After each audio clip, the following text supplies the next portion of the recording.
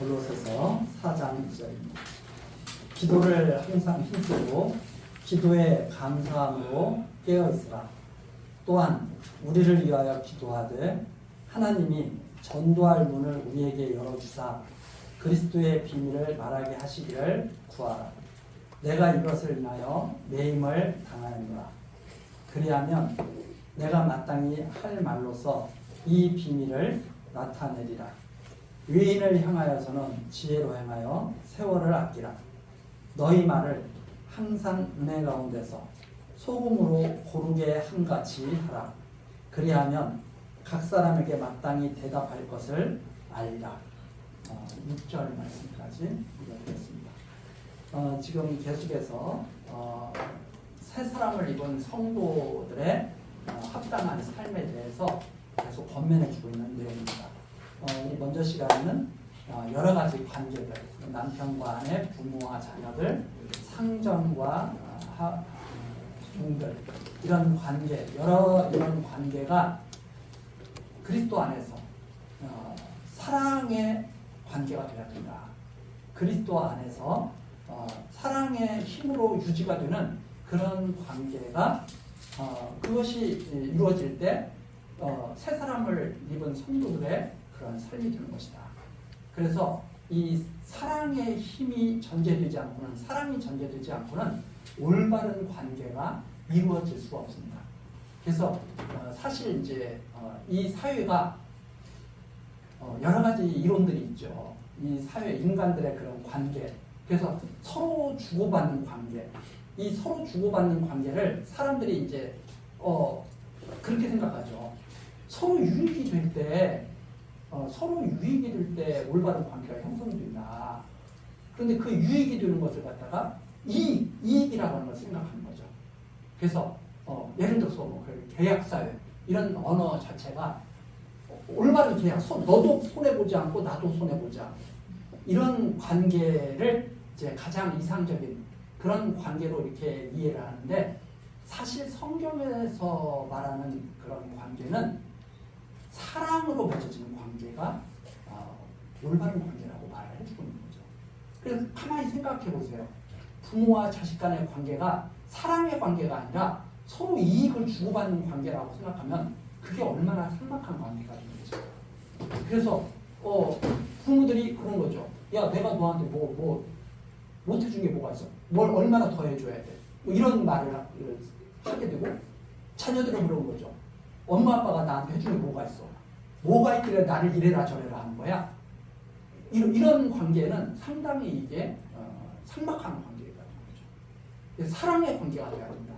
사랑의 관계, 사랑의 힘으로 자녀를 바라봐야 되고 사랑의 힘으로 부모를 바라봐야 되는 거죠. 이런 올바른 관계가 바로 새 사람의 관계가, 새 사람으로서 살아가는 관계가 된 것이다. 이런 내용이 바로 이제 전 시간까지 있었던 내용이고, 지금 4장 2절서부터는 새 사람이라고 하는 것은 기도에 힘쓰고, 기도에 항상 힘쓰고 감사함으로 깨어 있어야 된다. 우선 그런 내용입니다. 즉 기도라고 하는 것이 무엇인가? 기도라고 하는 것은 분명한 그 삶의 목적이 있는 사람이 기도를 하게 되는 거죠. 분명한 삶의 목적. 그 분명한 삶의 목적이라고 하는 것은 세상 사람들이 추구하는 그런 목적이 아니라, 우리가 세상 사람들처럼 살아가는 것 같지만 정말 그 추구하는 것이 무엇인가? 세상 사람들도 새끼 밥을 먹고 우리도 새끼 밥을 먹잖아요. 그런데 정말 추구하는 것은 무엇인가? 바로 하나님의 뜻이 이루어지기를 추구하면서 살아가는 거죠. 이 세상에 많은 사람들이 자기의 뜻이 이루어지기를 바라면서 살아가지만, 새 사람을 입은 성도들은 하나님의 뜻이 온전히 이루어지기를 바라면서 살아가는 것이 바로 기도로 나타나는 거죠. 그래서 이 예수님께서 가르쳐 주신 그 기도는 그죠? 하늘에서 뜻이 이루어진 것처럼 땅에서도 이루어진다. 그리고 예수님께서 마지막으로 또 겟세마네 동산에서 하신 기도도 나의 원대로 마옵시고 아버지의 원대로 마옵소서. 이렇게 하나님의 뜻이 이 땅에서 온전히 이루어지기를 바라면서 항상 기도하는 거죠. 그 기도. 그런데 그 기도를 이렇게 우리들이 잘못 이해를 하면 그렇게 이해를 합니다. 내 뜻이 안 이루어지고 하나님 뜻이 이루어지는 게 나한테 무슨 유익이야? 이렇게 생각하면서 그걸 갖다가 싫어할 수도 있습니다. 그런데 우리가 알다시피 하나님은 가장 지혜가 충만하신 분이고 가장 선하신 분입니다. 하나님의 뜻이 온전히 이루어질 때 우리가 가장 기쁨 중에 거할 수가 있게 되는 거죠. 그래서 이 기도를 올바르게 우리가 이해를 할 때는 하나님의 뜻이 무엇인가를 생각하고 그 하나님의 뜻대로 이루어질 때 나에게도 가장 큰 기쁨이 된다고 하는 것을 우리가 알고 기도하는 거죠. 그래서 이 감사함으로 깨어있으라. 그 기도를 하면서 즉 하나님의 뜻이 이루어지기를 바라는 마음으로 기도하면서 또한 감사하는 마음으로 깨어있어야 됩니다. 감사함으로 깨어있으라. 감사하는 마음으로 깨어있어야 됩니다. 그러니까 깨어있는 사람은 하나님의 뜻이 이루어지기를 바라면서 항상 감사하는 사람. 그렇죠? 우리가 항상 감사하면서 사는 사람이 이 세상에서 악을 행할 수가 없습니다. 생각해보세요. 감사함이 넘치는 사람이 어떻게 악을 행해요? 감사함이 넘치는 사람. 자, 부모에게 감사함이 넘치면 부모님을 자꾸 생각하는 마음이 있는 거죠. 그러면 부모님에게 당연히 효도를 하게 되겠죠. 마치 그런 것과 똑같은 거예요. 감사함이 있는 사람은 부모님에게 악을 행하지 않겠죠. 부모에게 감사함이 넘치는 사람은. 그래서 깨어있는 사람, 감사함으로 깨어있는 사람은 이 세상에서 악한 일을 행하며 살기가 불가능합니다. 그래서 우리가 이런 새 사람이라고 하는 건 항상 기도에 힘쓰면서 감사하는 마음으로 깨어있는 삶을 사는 사람. 이게 지금 권면되고 있는 내용입니다. 그러면서 기도를 하는데 또한 이렇게 기도하죠. 우리를 위해서도 기도해달라. 우리를 위해서도 기도를 하되 어떤 기도? 하나님의 뜻이 이루어지는 바라는 기도거든요. 이 기도가. 하나님이 전도할 문을 우리에게 열어주사 그리스도의 비밀을 말하게 하시기를 구하라. 그리스도에 대한 비밀, 하나님이 이 땅에 원하시는 것, 하나님이 이 땅에 원하시는 것이 그리스도의 비밀을 전파하는 거죠. 그래서 하나님이 기뻐하신 뜻대로 그리스도에 대한 비밀을 전할 수 있도록 우리에게 여건을 달라고 우리를 위해서 좀 기도를 해다오 하는 내용입니다. 그래서 내가 이것을 인하여 매임을 당하니라. 즉 사도 바울이 사도로 부름을 받고 로마까지 가서 감옥에 갇히기까지 이 모든 과정이 하나님이 전도할 문을 열어주시는 과정에서 일어나는 일이죠. 그러니까 바울이 만일 자기 뜻대로 살았으면 이런 일을 겪지 않았을 거예요. 자기 뜻대로 살았다면 바울은 교회를 핍박하면서 그리스도를 대적하는 삶을 살았겠죠. 그리스도에 대한 비밀을 알지 못하고. 그런데 하나님의 뜻이 있었기에 바울 사도가 이방인의 사도로 그리스도에 대한 비밀을 밝히면서 지금 갇히기까지 하게 된 거죠. 하나님의 뜻이 무엇인지를 바울 사도는 확실하게 믿고 알고 있었기 때문에 지금 이렇게 된 것, 이게 무슨 일이 일어난 건지를 잘 이해하고 있는 거죠. 그러니까 우리들이 살면서 지금 무슨 일이 일어나고 있는지, 나한테 지금 무슨 일이 발생하고 있는지 우리 잘 모르고 있는 경우가 많잖아요. 근데 바울 사도는 확실히 안 거예요. 내가 이 매임을 당하기까지 왜 이런 길을 걸어가는지, 이 길을 걸어온 것은 그리스도의 비밀을 전파하도록 하나님께서 역사하셨기 때문에 지금 이 일이 벌어지고 있는 거죠. 그래서 그것이 하나님의 뜻인 것을 확신하기 때문에 바울 사도가 그 하나님의 뜻을 구하라. 그것이 바로 나를 위한 기도가 된다. 그러면서 만일 하나님께서 전도할 문을 나에게 정말 열어주신다면 내가 마땅히 할 말로서 마땅히 할 말, 마땅한 말이죠. 이게 사람들의 사상으로 무슨 지어낸 말이 아니라 하나님께서 알려주신 그 그리스도의 비밀, 그 비밀을 마땅히 할 말로서 나타내리라. 아주 잘 분명하게 알아듣기 쉽게 전하겠다는 거죠. 하나님께서 열어주시기만 한다면 그것이 바로 이 4절까지의 내용입니다. 그러니까 기도, 새 사람을 입은 성도들의 삶, 기도와 감사한 마음이죠. 기도와 감사한 마음. 그것으로 하나님의 뜻을 계속 따라가는 것. 이것이 바로 성도들의, 새 사람을 입은 성도들의 삶이 되는 것이다. 그 다음에 이제 5절입니다. 의인을 향하여서는 지혜로 행하여 세월을 아끼라. 의인이라고 하는 것은 아직 믿지 않는 사람들, 세상에 속해서 살아가는 사람들, 이 세상에 속해서 살아가는 사람들에 대해서는 지혜롭게 행해야 된다. 지혜가 없으면 상당히 힘든 삶을 사는 거죠. 지혜롭게 행해야 되는데 이 지혜로 행하여 세월을 아끼라 했습니다. 그러면 이 3번 밑에 보면 세월을 아끼다에서 3번 밑에 보면 기회를 사라 이렇게 되어 있죠. 이게 어떤 의미냐면 믿지 않는 사람들과 같이 살 때 지혜롭게 행하여서 기회를 가져라 하는 말입니다. 즉 무슨 말이냐면 이 믿지 않는 사람들에게 그리스도의 비밀을 전할 수 있는 기회를 잘 살 수 있도록 살아가는 거예요. 그러니까 예를 들어서 이런 거죠. 그 밑에 6절 먼저 말씀 보고 너희 말을 항상 은혜 가운데서 또는 감사하는 가운데서 이렇게 됐죠.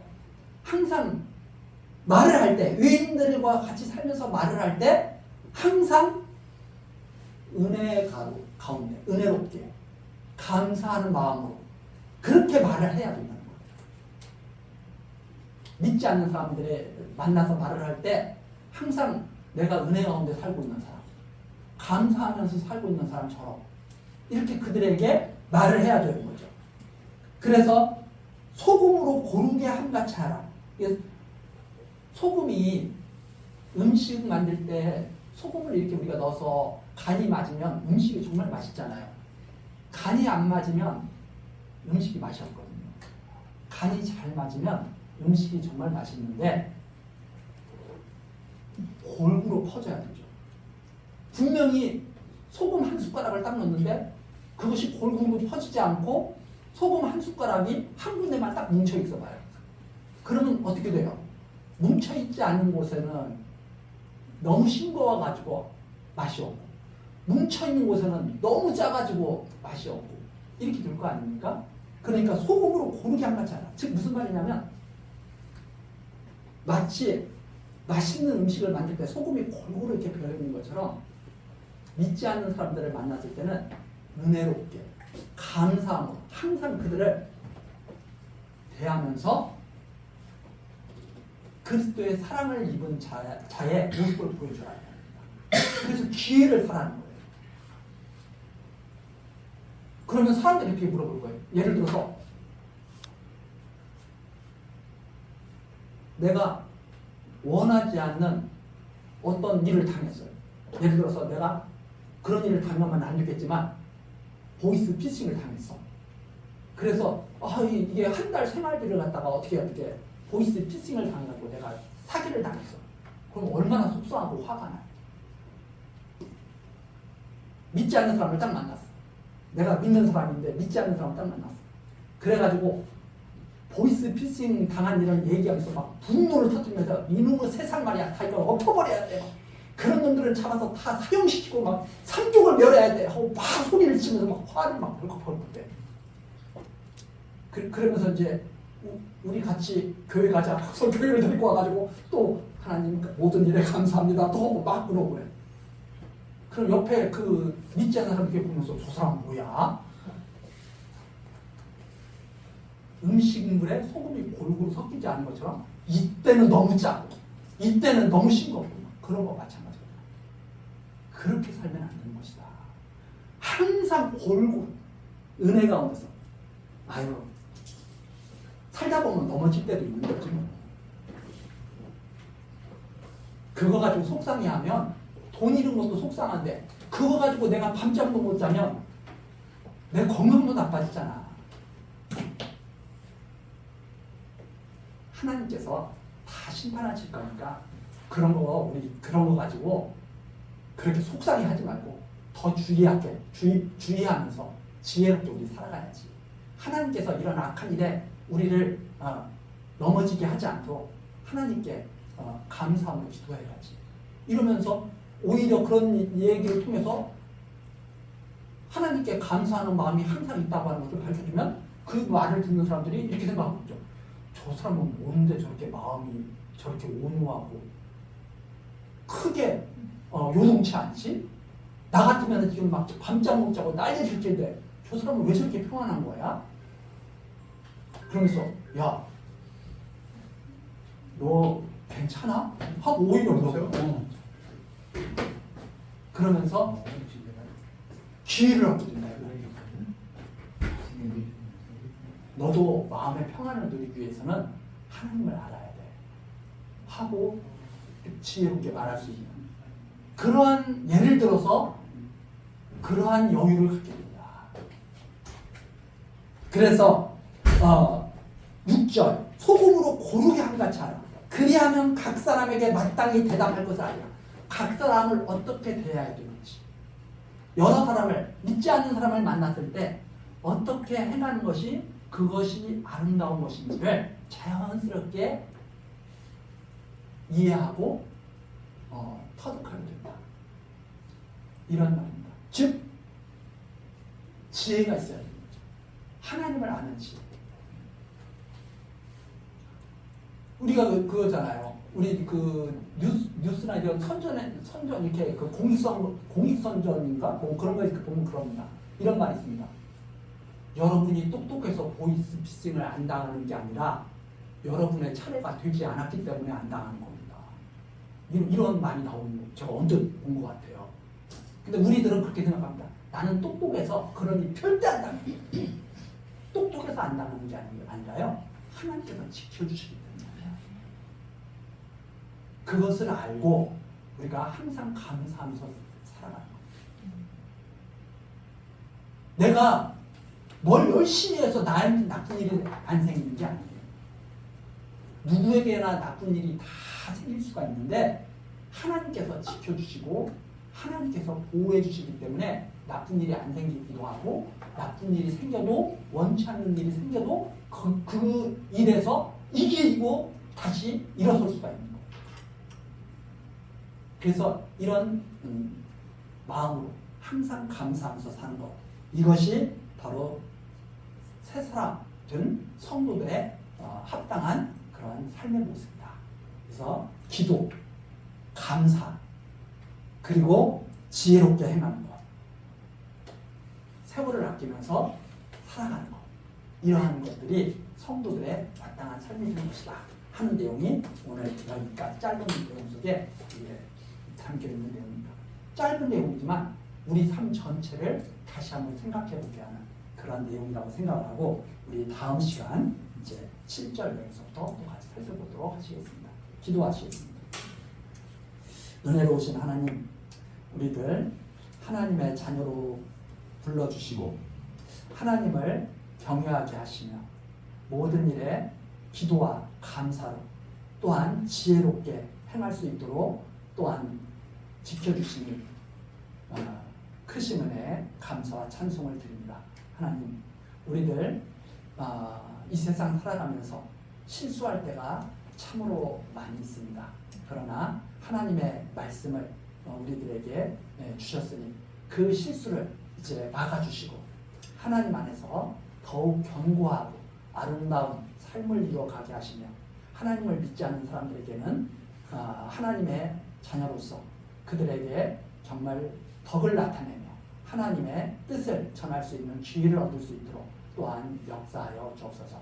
하나님께서 우리들을 지키시고 함께 하셔서 승리하게 하시기를 믿고 소원하오며 예수 그리스도의 이름으로 기도드리옵나이다. 아멘. 아멘.